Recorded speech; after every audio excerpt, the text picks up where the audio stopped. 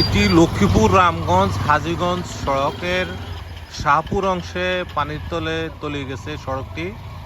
এছাড়া লক্ষ্মীপুরে প্রায় ৮ লক্ষ মানুষ পানিবন্দী অবস্থা রয়েছে। ত্রাণ সংকট রয়েছে বিভিন্ন স্থানে। সাধারণ মানুষ ঘর ছেড়ে তারা আশ্রয় কেন্দ্রে অবস্থান করছে। সেখানে পর্যাপ্ত পরিমাণ ত্রাণের চাহিদা রয়েছে, কিন্তু ত্রাণ পাওয়া যাচ্ছে না বলে অভিযোগ করেছেন আশ্রয় কেন্দ্রে অবস্থানকারীরা।